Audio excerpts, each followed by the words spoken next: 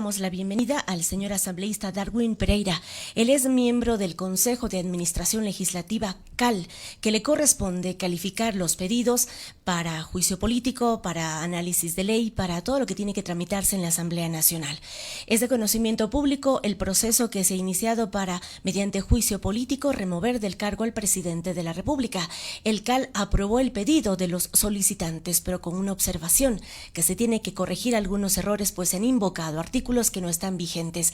Señor asambleísta, buenos días, gracias por conversar con Católica. Cuéntenos, ¿el procedimiento se ajusta a la ley? ¿Cuántos días esperarán para ustedes enviar el pedido a la Corte Constitucional? Bienvenido. ¿Asambleísta? Buenos días, muchísimas gracias por la invitación, un abrazo para la culta audiencia. Sí, efectivamente, en este momento se ha abierto, de acuerdo a lo que establece la Ley Orgánica de la Función Legislativa, un espacio de 3 días para que completen la demanda, y luego de aquello, una vez que ya nos entreguen la demanda completada, en un plazo máximo, repito, de 3 días, nosotros evaluaremos si ya cumple, esta vez con todos los requisitos, y luego de eso, pues procederemos a enviar a la Corte Constitucional inmediatamente. La idea es que la Corte, en los 6 días que tiene, pueda ya emitirnos un dictamen final respecto a este juicio. ¿Se les pasó observar ese detalle de los artículos que no estaban actualizados, asambleísta?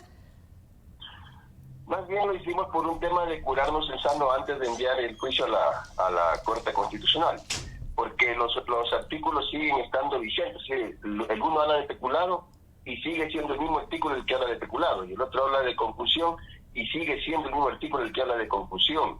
Entonces, si usted atiende a lo que dice el derecho, tranquilamente los artículos podrían haber pasado así. Sin embargo, en este momento, cuando la ley establece que debe estar correctamente fundamentada la demanda, es decir, debidamente fundamentada la demanda, entonces preferimos que en este momento pues se haga se complete y se haga la fundamentación respectiva. Si no lo hacen, obviamente pues la ley también nos obliga a archivar el juicio nosotros mismos sin necesidad de mandarlo a la Corte Constitucional. Asambleísta, ¿hay una prisa por impulsar esta acción política en el legislativo en este proceso contra el presidente? Porque mire usted que el informe, nace todo de la comisión que preside el asambleísta Veloz, que se hablaba de que tenían como 30 asesores.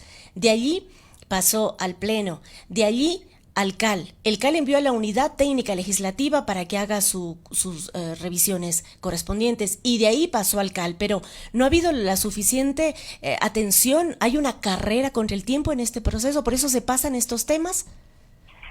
De ninguna manera.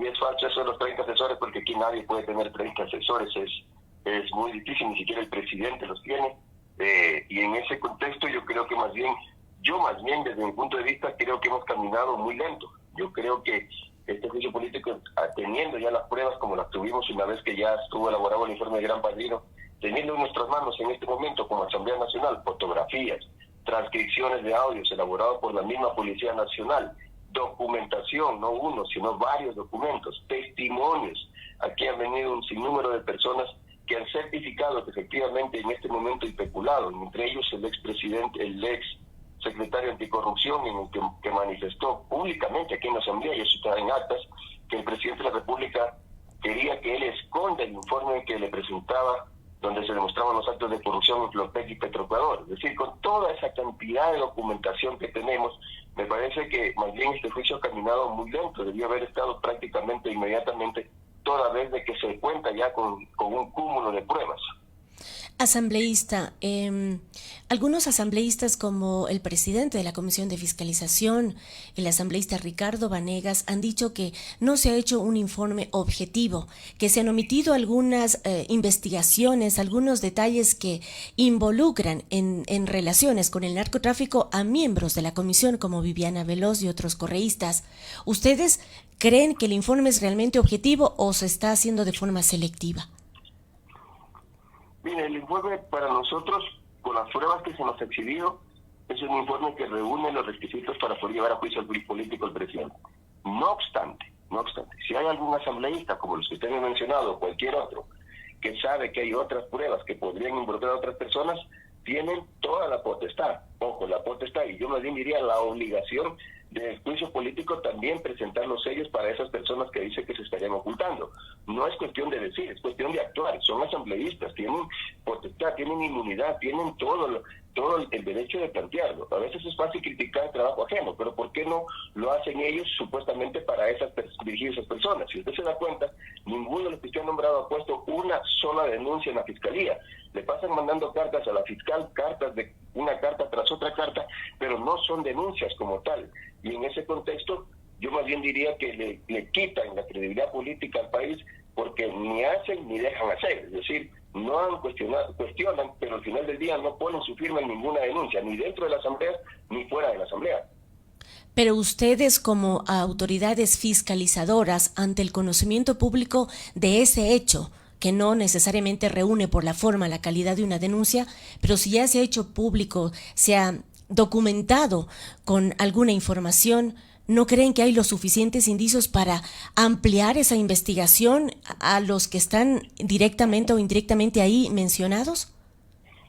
La investigación está ampliada. Nosotros no tenemos mayor información. Veo que ellos tienen otro tipo de información. No es la información que nosotros tenemos. Ellos hablan de políticos, de alcaldes involucrados. Eso nosotros no tenemos. Hablan de asambleístas involucrados. A nosotros no se nos ha hecho llegar eso. Entiendo que ellos lo tienen, pero sin embargo no actúan con eso. Ellos también son autoridades. Ellos también son fiscalizadores. El uno, por último, hasta presidente de la Comisión de Fiscalización. Me parece una profunda irresponsabilidad que, teniendo toda esa información, no haga nada con ella, excepto el show político y el escándalo frente a las cámaras de televisión, como que si las cámaras le van a resolver los problemas. Los problemas se resuelven en la Fiscalía, los problemas se resuelven presentando las acciones pertinentes dentro de la Asamblea Nacional, y no han presentado una sola.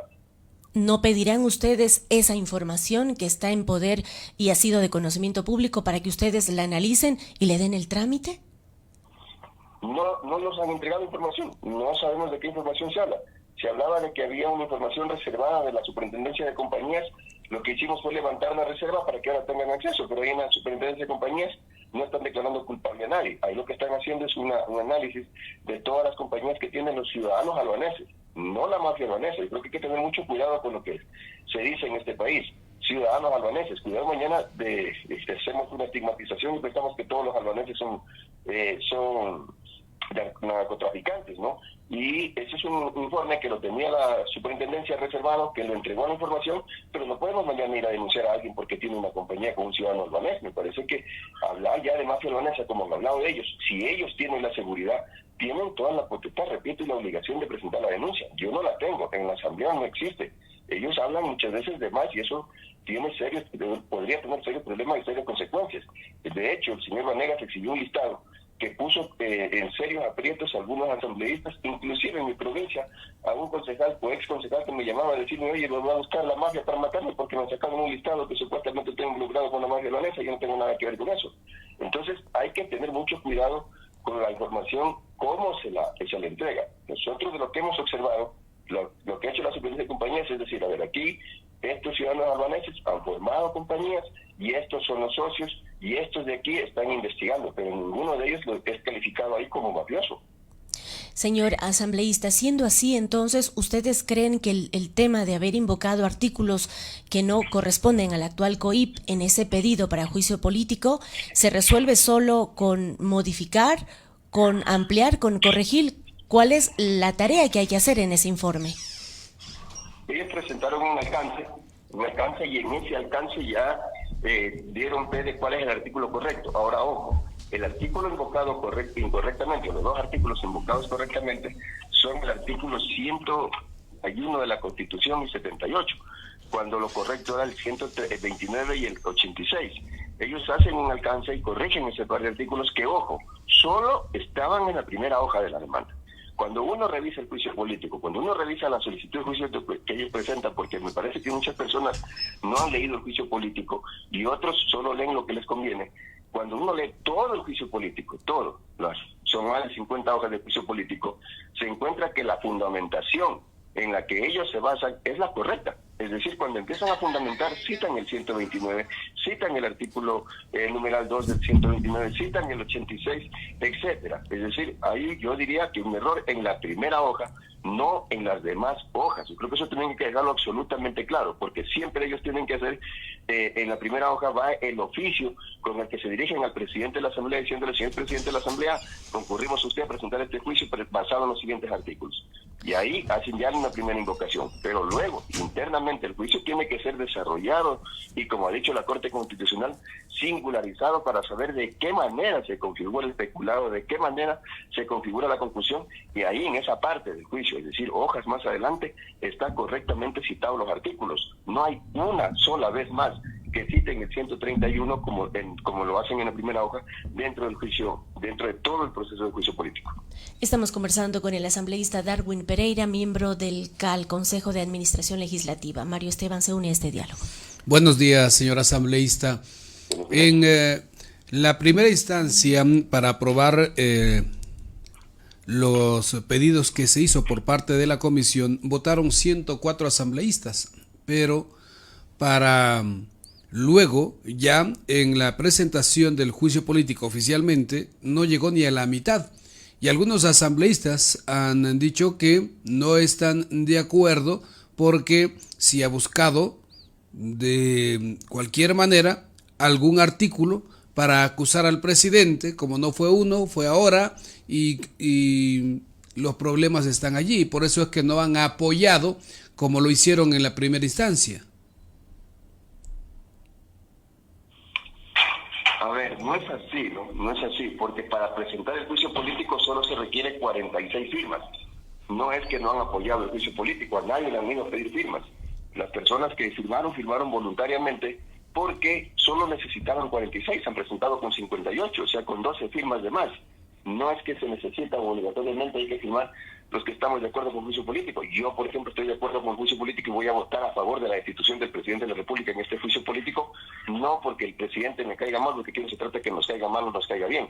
Voy a votar a favor de eso porque tengo pruebas contundentes. Tengo la firma del presidente de la República que a través de un decreto ejecutivo quita la Contraloría de las empresas públicas para que el señor Hernán Luque, nombrado por otro decreto ejecutivo, firmado por el presidente de la República, haga de las suyas en las empresas públicas. Tengo el testimonio del señor Luis Verde Soto, en el que dice que el presidente le pidió que esconda el informe donde le demostraron los casos de corrupción de Luque y compañía. Tenemos la fotografía de Luque, de Cherres, reuniéndose con la maestra Loanesa y también reuniéndose con el cuñado del presidente. O sea, yo creo que antes se aprueba, me disculpa, pero creo que me parece que hay personas que opinan por aplicar una defensa hacia el presidente. No necesariamente los que firman el juicio político tienen que ser los 104 o los 92 que van a votar por el juicio político.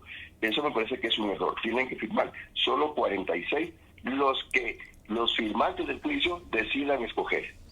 Los interpelantes también en el juicio político se habla de que el señor Fajardo, que es cuencano, pues uno de los asambleístas que fue separado del bloque de Pachacuti, de Izquierda Democrática, y la señora de Pachacuti también.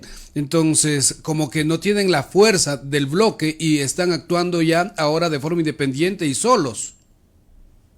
Más allá de eso, más allá de que, por ejemplo, en el caso nuestro de Mireya Paz Niño, no me gusta hablar de casa ajena, voy a hablar de mi casa, más allá del tema de Mireya Paz Niño, que fue separada del bloque de Pachacuti, que ya no es de Pachacuti, porque también se descubrió que ella nunca ha estado afiliada, era prácticamente invitada, como el señor Vanegas, que también es solo invitado, no está afiliado al movimiento. Más allá de eso, el bloque Pachacuti ha decidido votar por el juicio político del presidente. Y en ese contexto es indiferente quiénes son los firmantes. No se trata de animadversiones con los que firman, porque si se tratara de eso, de repente a mí me caen mal los socialcristianos y no voto por el juicio solo porque me cae mal. Aquí no se trata de animadversiones, aquí se trata de objetividad respecto de las pruebas que nos ponen en las manos. Si con esas pruebas nosotros declaramos inocente al presidente, cada quien va a tener que responder por su voto. Y si con esas pruebas mañana se declara al presidente culpable, pues serán los votos que se den en el pleno los que determinen y los que respondan al país por su forma de votar, pero no tiene nada que ver quiénes son los firmantes con quiénes van a ser los que voten a favor del juicio político. Más allá, ojo, más allá de que el presidente va a tener la oportunidad de venir a defenderse en la Asamblea Nacional de presentar pruebas de descargo, de decirnos, esas pruebas que ustedes tienen no son válidas, o son falsas, o aquí hay un testimonio que dice que no fue así. Es decir, él puede traer testigos, él puede traer documentos, él puede traer videos, él puede traer lo que él crea, porque va a tener la oportunidad de defenderse. El hecho de que la Corte Constitucional dé luz verde, en el caso de que la Corte lo dé, por supuesto, porque si no da luz verde, hasta ahí termina, hasta ahí llega el juicio. En el caso de que la Corte dé luz verde, no es que el presidente ya es culpable. Recién ahí empieza el juicio y en marco de debido proceso el presidente va a tener la oportunidad de mostrarnos todas las pruebas que él tenga que crea que la demuestran inocente.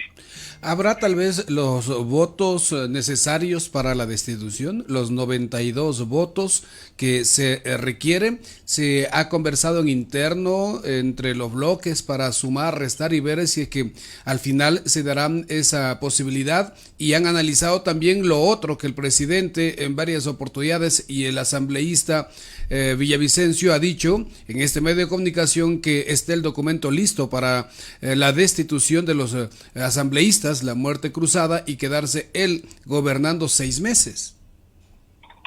Y yo dudo que sea 6 meses, yo creo que va a ser mucho más, porque recordemos que él se queda 6 meses con el único objetivo de que se armen las elecciones, es decir, se llamen las elecciones y se lleven adelante unas elecciones supuestamente transparentes, pero solo con presidente, ya sin la observación de ninguna asamblea. Si mañana dicen, por ejemplo, cuando él esté dentro de esos 6 meses, que no hay presupuesto, por ponerle un ejemplo, para hacer las elecciones, él podría quedarse 1 año, quizás año y medio gobernando solo, sin el poder legislativo, es decir, sin fiscalización, y eso sería tremendamente peligroso para el país. Y le voy a decir por qué. El presidente pretendió aquí aprobar una ley que establecía que cuando a usted lo voten del trabajo, usted tiene que pagarle a su patrono 1 mes de sueldo, el mes que estaba ganando. Entonces, eso nos pareció una locura y se lo negamos. Si mañana hace eso, cuando no esté la asamblea, eso se va a convertir en ley y se va a convertir en obligación, porque una vez que él se sienta solo, prácticamente queda como presidente del banco. Es su voz y no es la voz de nadie más. Es profundamente peligroso eso, es profundamente peligroso una muerte cruzada. Sin embargo, yo lo que he dicho y lo que veo que han dicho algunos sectores es que la muerte cruzada, si él la quiere aplicar, debería dejar de estar utilizándola como chantaje y debería aplicarla ahora, que yo no le veo jurídicamente ningún problema. Pero que él la aplique cuando esté siendo juzgado nos parece inverosímil, nos parece que hay un tema de un juego y un análisis jurídico que realizar a más profundidad, porque se daría el caso de que si se da en ese momento, estaría el juzgado eliminando a sus juzgadores, y eso como que rompe el debido proceso. Entonces, yo creo que también hay que tener mucho cuidado, pero a nosotros no nos asusta la muerte cruzada. Vamos a proceder en base a la objetividad de las pruebas que se nos presentan, más no a temores de que pueda haber una muerte cruzada. Si el sacrificio para que el presidente Lasso se vaya a su casa frente a todo el cúmulo de corrupción que se ha demostrado en estas pruebas es que nosotros nos vayamos a la casa, pues yo me voy con la frente en alto. ¿Habrá 92 votos en cambio en la asamblea para la destitución? Esa sí es una pregunta buena. Esa es la pregunta del millón en este momento, ¿no? Porque hemos visto que muchos votaron por el informe, y si usted se da cuenta, es del informe donde se extraen estas pruebas. No hay otra base de dónde se sacan las pruebas para este juicio político. Es del informe donde se extraen las fotos, donde se extraen las actas de lo que dijeron los testigos que vinieron a la asamblea. Es del informe donde se sacan las fotos, los videos, los documentos, etcétera. Entonces, si votaron por el informe, deberían haber 104 votos para el juicio político. Ahora veo que algunos se han repetido y básicamente lo que veo en ellos es un doble discurso. Un día sí estoy y otro día no estoy. Me parece que para mal o para bien los políticos debemos aprender a ser hombres y mujeres de palabra. Y en mi caso yo soy de palabra. Dije desde que me exhibieron las pruebas, dije el señor tiene que irse a su casa y me mantengo en esa línea. Más allá de que inclusive ayer, por ejemplo, nuestro movimiento desarrolló un consejo político en la ciudad de Quito, un consejo político nacional donde estuvieron todos los dirigentes provinciales, además de las autoridades del movimiento, incluidos los asambleístas, y ha ratificado la posición del bloque. Es decir, el movimiento Pachacuti en este momento está firme y unánimemente decidido por el juicio político. Señor asambleísta, un tema que también preocupa actualmente es que no solo el presidente de la República no ha cumplido con el país, tampoco la Asamblea ha respondido y ha estado a la altura de la necesidad de legislar los temas urgentes, las leyes urgentes, ni de fiscalizar. Hay un examen de Clit Report que habla de un bajo porcentaje de población que tiene confianza y fe en la Asamblea. ¿Cómo miran ustedes esta opinión que tiene la gente? Lo justifico porque la gente ha caído en una trampa que le ha tendido la Presidencia de la República a través de ciertos medios aliados. Yo me gustaría saber cuáles son las leyes que no hemos cumplido. Por ejemplo, le voy a poner sobre la mesa, nosotros le subimos el sueldo a los docentes. Nosotros como Asamblea Nacional, no el Presidente de la República.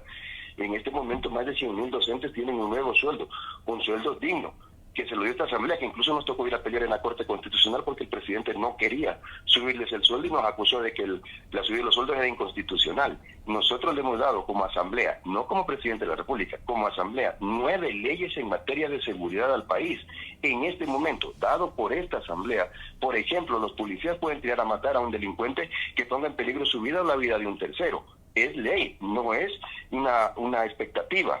En este momento, si ese policía es enjuiciado por los delincuentes, el Estado está en la obligación de pagarle a los abogados desde la primera hasta la última instancia. Eso es ley en este momento, creado por esta Asamblea.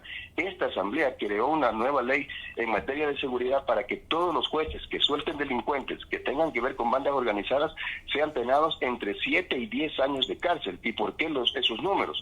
Porque si le ponemos 5 podría salir con grillete, es decir, ni siquiera dejamos la posibilidad abierta de que ese juez salga mañana con grillete. Y en ese contexto se han aprobado, repito, ya 9 leyes en materia de seguridad. Hemos aprobado una ley que le da escalafón a los trabajadores de la salud, que antes no lo tenían, que antes solo lo tenía el magisterio. Y así hemos aprobado un sinnúmero de leyes y fiscalización, no se diga. 2 ministros de Agricultura y prácticamente 3, el tercero se fue por los actos de corrupción. 2 ministros de Agricultura fueron fiscalizados por esta Asamblea por no pagar el precio justo de la leche, por no pagar el precio justo del banano, por no pagar el precio justo del arroz. Y como no pudieron, renunciaron y se fueron, porque iban a ser enjuiciados por la Asamblea. Esta Asamblea sacó una superintendenta de bancos que cuando se demostró que había despilfarrado la plata de la superintendencia de bancos, inclusive la Contraloría le cayó encima. Eso lo hizo esta Asamblea. Claro, es fácil decir la Asamblea no ha cumplido, pero me gustaría saber en qué no se ha cumplido, porque leyes le hemos dado al país. Pero si el presidente no compra medicinas, no es culpa de la Asamblea. Si el presidente no compra patrulleros para que la policía nos defienda, ni le compra armas a los policías, nosotros ahí no tenemos esa potestad, y muchas veces la gente cree que eso también es culpa de nosotros, cuando lo que hay es un presidente que no invierte ni en seguridad, ni en salud, ni en educación, y por el contrario ha sacado del país más de 6,000 millones de dólares para la Reserva Monetaria Internacional, cuando esa plata podría servir para esas áreas que le he mencionado. Para muchos quedan pendientes proyectos de ley como la del Seguro Social, por ejemplo, para cambiar la distribución y la composición del Consejo Directivo. Temas como el Código de Trabajo, que ya merece reformas y que han sido algunas propuestas presentadas por trabajadores. Temas como reformas al COIP, que permitan criminalizar menos, oxigenar las cárceles y evitar tanto hacinamiento y muerte carcelaria. Es decir, ahí solo hay 3 ejemplos de leyes urgentes que la Asamblea no le ha puesto en la prioridad en el CAL, donde usted es parte.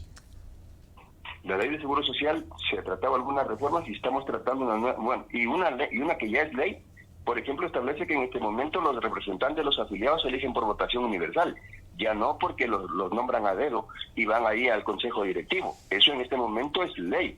El tema del Código Integral Penal ha sido totalmente reformado. Es más, el COI en este momento, con la nueva ley que aprobamos, va a permitir incluso que los presos puedan trabajar. Lamentablemente estas cosas no se comunican, ¿no? Y eso sí nos preocupa de sobremanera. La última reforma en materia de seguridad terminó cambiando o reformando o modificando más de 8 cuerpos legales, incluido el Código Orgánico de la Función Judicial.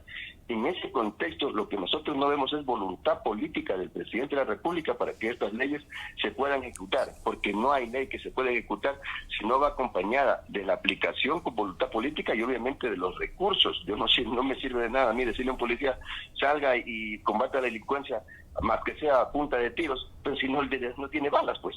Pero si la pistola que tiene dispara un tiro, mientras la que tiene el delincuente dispara 20, dispara 3 al mismo tiempo, mientras que el policía tiene que andar en carros que lo tiene que andar empujando, el delincuente anda en carros blindados. O sea, frente a esa realidad también pensar que todo es cuestión de leyes. Somos uno de los países que más leyes tiene. Si mal no recuerdo, el último tenemos más de 20,000 normas jurídicas en el país, o sea, por leyes tenemos hasta de sobra y estamos trabajando en muchas otras, no es que hemos parado la mano, seguimos trabajando solo en la administración de Virgilio Saquicela, con Darwin Pereira en la vicepresidencia y los demás compañeros del CAL, hemos aprobado más de 35 leyes y le vamos a seguir dando. Está en camino ya la Ley Orgánica de Educación Superior que se va a tratar la próxima semana. Leyes importantes para el país que se siguen produciendo en este momento en la Asamblea. Señor asambleísta, una última interrogante de nuestra parte. En estos días se está viviendo situaciones bien complicadas y una de las provincias donde más problemas hay es su provincia, la provincia del Oro. El gobierno ha decretado el estado de excepción, el gobierno ha anunciado que va a ayudar con viviendas, con bono de arrendamiento por 3 meses. Hay familias que lo perdieron todo, hay más de 90 casas que tienen que reconstruirse y otras tantas que están de hacer reparaciones. Desde la asamblea se va a pedir que el gobierno o fiscalizar para que cumpla todos los ofrecimientos que ha hecho en estos días. Y también el asambleísta Villavicencio anunció que él va a donar el 50% de su sueldo y pidió que más asambleístas se sumen a esta posibilidad de donar parte del sueldo para los damnificados. Desde el movimiento Pachacuti al que usted representa, desde los asambleístas de su provincia, no sé si se reunieron, como digo, la del Oro, la provincia del Oro es la más afectada, ¿han conversado sobre el tema y buscar alternativas para ayudar a estas familias? Bueno, yo estuve en el Oro el día que pasó este lamentable sismo, lamentable embate de la naturaleza. Hemos perdido muchas vidas valiosas y en este momento, hasta el día de ayer, se siguen cuantificando, se siguen sumando más edificaciones que están siendo evacuadas porque quedaron prácticamente con peligro de derrumbarse. Tanto es así que la evaluación que ha hecho el Colegio de Ingenieros Civiles con la universidad, y entiendo que también está actuando ahí el Cuerpo de Ingenieros del Ejército, es de que algunos de los edificios inclusive van a tener que ser derrumbados. Estoy hablando de edificios que quedan en el centro de la ciudad. El municipio como tal, el edificio del municipio, por ejemplo, se cuartearon algunas paredes, el edificio de la Judicatura, el edificio de la Fiscalía, más allá de que inclusive ahora mismo hay familias que también pues perdieron sus casas porque se vinieron abajo, además de que perdieron sus seres queridos. Frente a ello, sí incomodó que el presidente hasta ahora solo ha ido a pasear por los sitios, pero no ha ejecutado ninguna desembolso de recursos que se necesitan en este momento para atender a estas familias, que muchas veces lo que hemos visto del gobierno pretenden llevar los albergues, sin embargo, viven en barrios periféricos que si ellos salen, si ellos abandonan el terreno, el lugar donde se cayó la casa, a los que regresen no van a encontrar quizás ni el terreno. O sea, hay que entender las realidades sociales de cada sector. Sin embargo, nuestra provincia es una provincia generosa. Se han activado las cámaras de la producción, se han activado los empresarios, los comisariatos y han estado básicamente donando porque del gobierno no ha llegado absolutamente nada hasta este momento, excepto paseo de ministros a evaluar, llega otro ministro evalúa y la oferta y de que ya les van a ayudar con el bono, pero ni siquiera tienen una cuantificación exacta de cuántas personas mismas han sido afectadas, porque muchas de esas personas, por ejemplo, ya ni siquiera están en el lugar donde se les cayó la casa, sino que se han ido a vivir donde un familiar, pero no las estarían contabilizando como afectadas para que puedan recuperarse de los bienes que han perdido o de los familiares que han perdido. Es muy delicado el tema. Nosotros como asamblea le hemos exigido al gobierno, le exigimos desde el primer momento que declare el estado de excepción, pero hemos visto que decretando un estado de excepción, primero que no restringe derechos, y a lo mejor podríamos entender eso para no afectar el turismo, pero el estado de excepción no ha ido acompañado de un solo centavo. No se ve de parte del presidente que haya la ejecución de recursos, a pesar de que ha dicho que habrían más o menos 200 millones de dólares en este momento disponibles, por palabras del propio presidente. Quisiéramos ver que eso se esté ejecutando, que eso se le está entregando a las familias porque necesitan victorias, necesitan un sinnúmero de cosas. La propuesta del asambleísta Villavicencio es de que nosotros donemos la mitad del sueldo, pero al gobierno. Es decir, que haya un descuento de nuestros sueldos, de nuestro salario, la mitad como ha propuesto él, y que eso se vaya a la caja del tesoro y que luego el presidente vea cómo lo distribuye. Es decir, que nosotros le demos plata al presidente. Eso nos parece una propuesta inclusiva. Si quieren ayudar, pues ahí están los damnificados, pueden ayudar. Nosotros nos estamos ayudando, tanto es así. Y esto es, yo creo que es muy importante de resaltar, que nos unimos los 5 asambleístas de la provincia. Han dado camisetas. Allá hay una asamblea del Partido Social Cristiano, de Izquierda Democrática, de UNES y obviamente de Pachacuti, y dejamos a un lado la comunidad que sale de nuestros hogares, dejamos a un lado las diferencias políticas que podemos tener y estamos unidos actuando. Unidos hemos hecho recolectas, unidos estamos poniendo inclusive dinero para poder ayudar a los damnificados, y este fin de semana vamos a hacer un recorrido por los sitios llevando ayuda, repito, con nuestros peculios y también con lo que nosotros hemos logrado recolectar de algunas personas amigas. Yo creo que cuando se quiere ayudar es mejor actuar más que hablar. Asambleísta, queremos agradecer su tiempo. Estamos pues pendientes de lo que vaya a pasar en el tema del juicio político en la Asamblea. Gracias por conversar con Radio Católica.